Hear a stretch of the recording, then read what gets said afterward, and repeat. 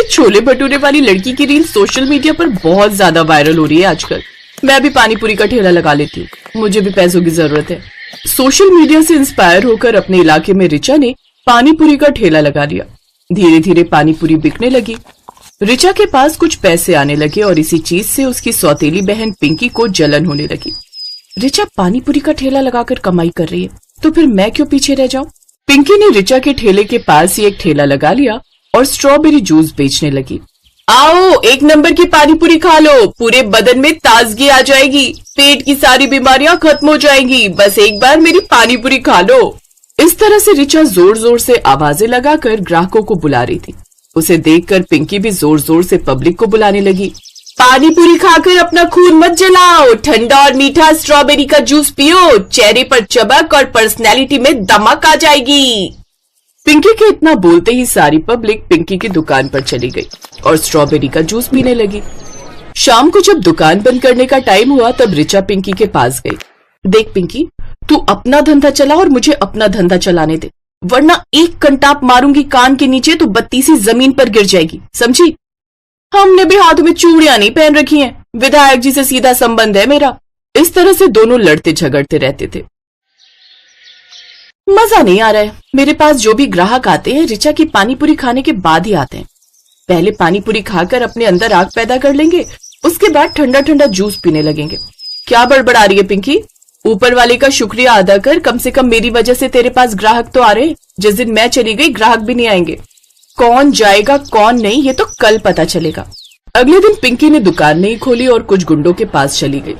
ये लो 5,000 और उस रिचा का ठेला कल से इस मार्केट में दिखना नहीं चाहिए। ठीक है, अब तो जाए यहाँ से, कल से उसका ठेला दिखाई नहीं देगा। अगले दिन कुछ गुंडे रिचा की दुकान पर आए और उसकी दुकान तोड़ फोड़ कर चले गए। रिचा को बिल्कुल समझ में नहीं आया कि आखिर हुआ क्या। अब इस मार्केट में मैं अकेला राज करूंगी। कमबख्त, क्या कह रही थी कि मेरी वजह से तेरी दुकान पर ग्राहक आते हैं। अब देखती हूँ ये क्या करती है। हमसे पंगा ले रही थी। रिचा के गोलगप्पे खाने के लिए कुछ ग्राहक वहां पर आए, लेकिन पानी पूरी का ठेला ना लगा देखकर वो सीधा पिंकी की दुकान पर चले गए। अरे पिंकी बहन, पानी पूरी वाली कहाँ चली गई? पानी पूरी खाने से पेट खराब होता है, स्ट्रॉबेरी का जूस पीजिए और चेहरे पर चमक लाइए। वो पानी पूरी वाली सब कुछ छोड़कर गांव भाग गई है, अब कभी नहीं आएगी। रिचा और पिंकी दोनों सौतेली बहन थी और दोनों ही अनाथ थी। उनके माता पिता का देहांत हो गया था। रिचा रोते हुए अपने माता पिता को ही याद कर रही थी। माँ, पिताजी, मैं हमेशा पिंकी को अपनी सगी बहन ही मानती थी। भले ही वो मेरी सौतेली बहन है, लेकिन उसने तो मेरे साथ दुश्मनों जैसा बर्ताव किया। कुछ दिनों बाद जहाँ पर रिचा पानी पूरी का ठेला लगाती थी, उसी जगह पर उस गुंडे ने अपना ठेला लगा लिया जिसके पास पिंकी मदद मांगने गई थी। वहां पर वो पानी पूरी के साथ स्ट्रॉबेरी और मैंगो का जूस भी बेचने लगा। पिंकी ऊपर ही ऊपर मुस्कुरा रही थी, लेकिन अंदर ही अंदर वो डर रही थी। इस 2 कौड़ी के गुंडे ने मेरी ही दुकान के सामने स्ट्रॉबेरी और पानी पूरी का बिजनेस एक साथ खोल लिया। मैं तो सिर्फ स्ट्रॉबेरी का जूस बेचती हूँ, अब क्या होगा?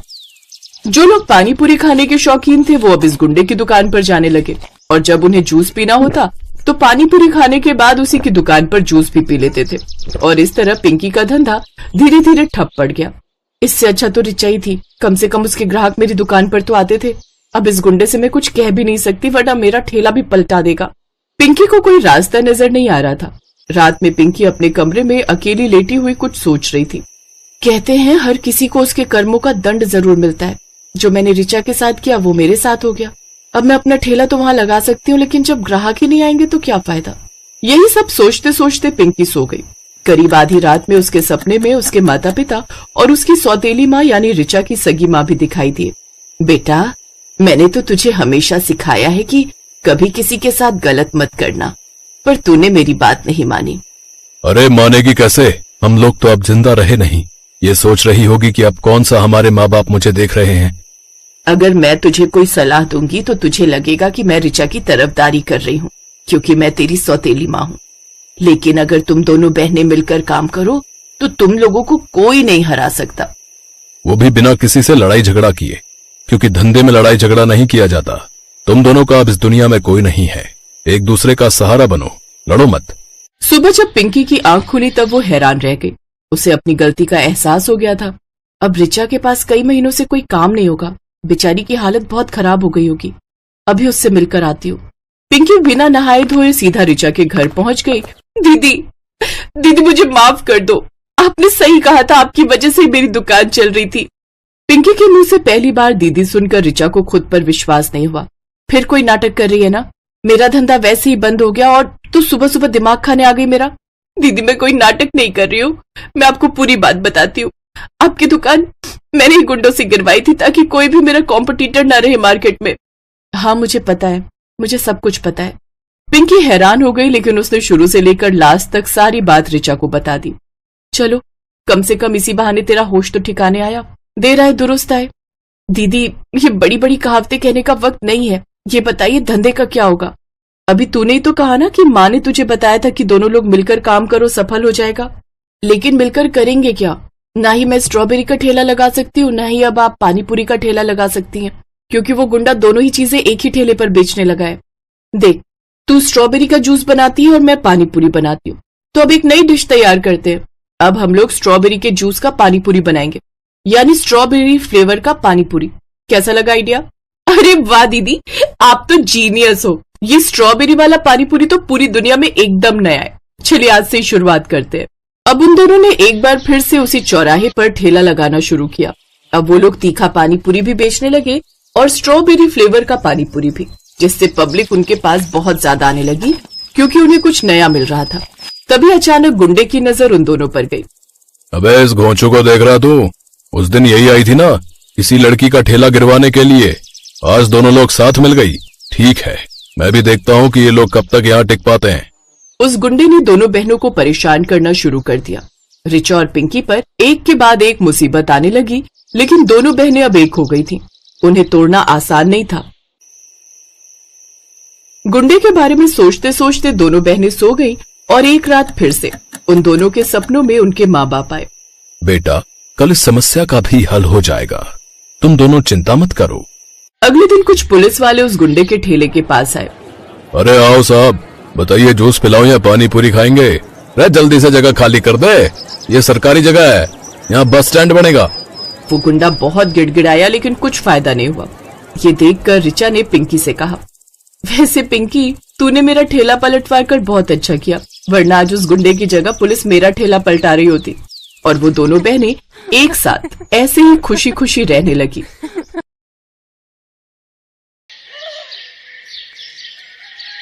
मनोहर पानीपुरी का ठेला चलाता था। उसकी एक 4 साल की बेटी थी और पत्नी शोभा दोबारा गर्भवती थी। मनोहर का परिवार बढ़ रहा था, इसी चिंता में वो ज्यादा मेहनत करता था। सुबह जल्दी उठकर पानीपुरी बनाने की सारी तैयारी करके मनोहर जल्दी ही काम पर निकल जाता था और शाम तक ठेले पर पानीपुरी बेचता था। मनोहर की पानीपुरी लोगों को बहुत पसंद थी, इसलिए ग्राहक भी आ ही जाते थे। मनोहर पानीपुरी खिला भाई। आटे की या सूजी की भैया जी? दोनों तरह की खिला दे। है भाई, तेरी पानीपुरी खाने में इतनी स्वादिष्ट होती है कि मजा आ जाता भाई। हाँ मनोहर भैया 40 रुपए की पानीपुरी पैक कर देना, पानी थोड़ा ज्यादा कर देना। अभी कर देता हूँ। आने जाने वाले लोगों की नजर मनोहर के ठेले पर पड़ ही जाती थी, और पानीपुरी तो एक ऐसी चीज है जिसे देखकर मुंह में पानी आ ही जाता है। इसलिए लोग उसके ठेले पर रुककर पानीपुरी खाते और आगे बढ़ते। पर कुछ दिनों से मनोहर के ठेले पर भीड़ आनी कम हो गई थी, क्योंकि मानसून आ गया था और रोजाना ही तेज बारिश आ जाती थी, इसलिए लोग सड़क पर कम रुकते थे। बिक्री पर असर होने से मनोहर की रोजी रोटी पर भी असर पड़ा था। ये लो रोटी खा लो। शुभा क्या बात है, चिंता में दिखाई दे रही हो? पूजा कहाँ है, दिखाई नहीं दे रही? वो पड़ोस वाली माला के घर खेलने गई है। वो शरद बाबू आए थे, मकान का किराया मांग रहे थे। बोल रहे थे 15 दिन ऊपर हो गए हैं, उन्हें अगले हफ्ते तक किराया चाहिए, नहीं तो हमें ये घर खाली करना पड़ेगा। उन्हें हमसे ज्यादा किराया देने वाले किराएदार मिल रहे हैं। अरे तू चिंता मत कर, इस हालत में तू चिंता करेगी तो बच्चे पर भी असर पड़ेगा। मैं शरद जी को कल बोल दूंगा, वो मुझे कुछ दिन की मोहलत और दे देंगे। मनोहर शोभा को तसल्ली दे देता है, पर वो खुद ही बहुत परेशान था, क्योंकि उसी शाम जब वो काम से लौट रहा था तो लोगों में बारिश और तूफान को लेकर चर्चा बनी हुई थी। अरे मनोहर, तुमने सुना क्या? मौसम विभाग का कहना है कि अगले 4 दिनों तक भीषण तूफान और बारिश के संकेत हैं भैया। सड़कों पर पानी भरा रहेगा, इसलिए हम सब ने तो सोचा है कि कुछ दिन घर से ही ना निकले। तुम ठीक कह रहा भैया, 2-4 दिन अब घर पे ही आएंगे। वैसे भी मेरी अच्छी खासी बिक्री हो जाती है, पर डर भी तो है बारिश में अगर बाढ़ आ गई तो, सड़कों पे पानी भर गया तो, है घर नहीं लौट पाए तो। मैं तो सोचकर ही घबरा रहा हूं भैया। चलो भाई चलो, समय से घर चलते हैं भैया। मनोहर उस शाम को हुई इस बात के बारे में सोच सोच कर करवट बदल रहा था। उसे समझ नहीं आ रहा था कि वो अगले दिन जाए या नहीं, पर उसे मकान का किराया भी चुकाना था। इसलिए वो मकान मालिक शरद से बात करने जाता है। शरद जी, मैं अगले महीने तक आपको किराया दे दूंगा। अभी बारिशों का सीजन है तो काम बिल्कुल भी नहीं है। देख मनोहर, मैंने घर किराए पर देने से पहले ही ये शर्त रखी थी कि मुझे किराया समय पर चाहिए, पर तू हर बार ही किराया लेट कर देता है। अब मैं और देर नहीं कर सकता। तू अगले 2 दिन तक मेरा किराया दे दे, वरना घर खाली कर दे। मेरे पास इतना टाइम नहीं है कि तेरे से बात करूं, मुझे काम से जाना है। मनोहर चिंता में घुला घर लौट आता है। उसके पास कोई और चारा नहीं था, इसलिए वो अगले दिन फिर से पानी पूरी का ठेला लेकर काम पर जाने लगता है। पड़ोस की सुनीता भाभी कह रही थी कि अगले 2 दिनों तक बहुत बारिश होने वाली है, आप 2-3 दिन काम पर ना जाओ तो अच्छा है। शोभा, मैंने शरद जी से बात की थी, वो नहीं मान रहे हैं। उन्हें अगले 2 दिन में किराया चाहिए, इसलिए मुझे पानी पूरी का ठेला लगाने जाना ही होगा। मनोहर घर से निकल पड़ता है। वो ठेला लेकर जब अपनी जगह पर पहुंचा तो उसने देखा आज बहुत कम ठेले वाले खड़े थे।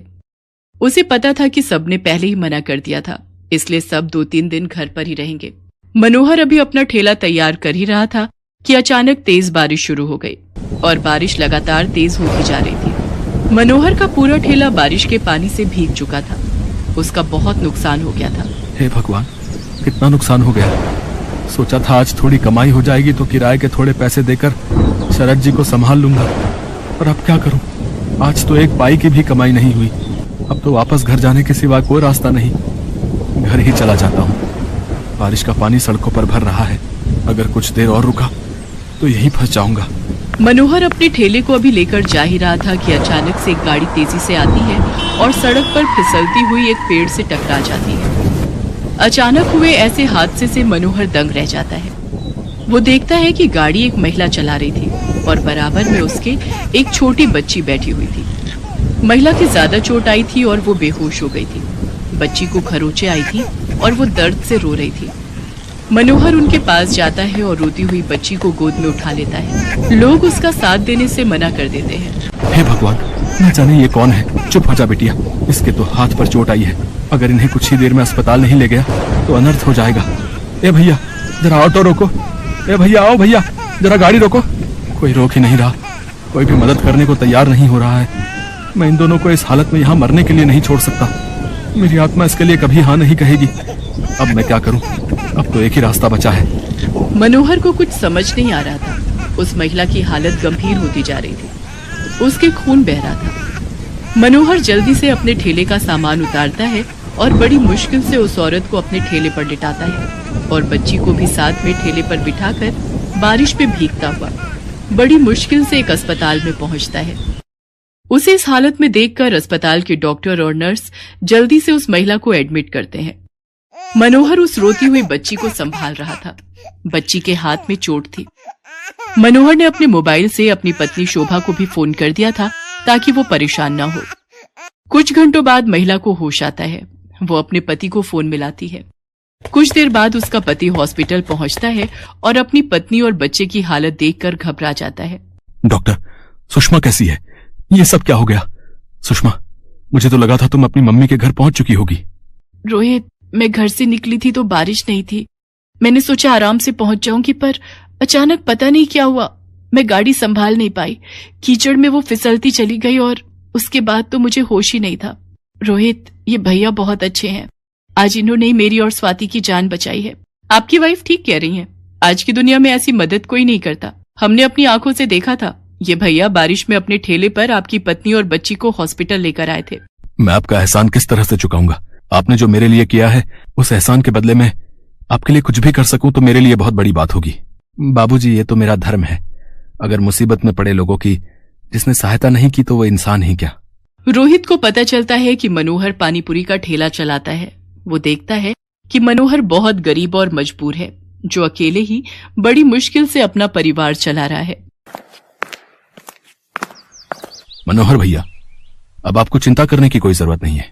आपका मकान का किराया भी भर जाएगा और आपके परिवार की परेशानियां भी दूर हो जाएंगी। आपकी अपनी पानीपुरी और चाट की दुकान होगी, जिसको खुलवाना मेरी जिम्मेदारी है। रोहित की बातें सुनकर मनोहर के चेहरे पर खुशी झलक आती है। कुछ ही दिनों में रोहित मनोहर को पानीपुरी और चाट की एक बड़ी और अच्छी दुकान खुलवा देता है। मनोहर को उसकी अच्छाई का फल मिल जाता है और उसकी सारी परेशानियां दूर हो जाती हैं।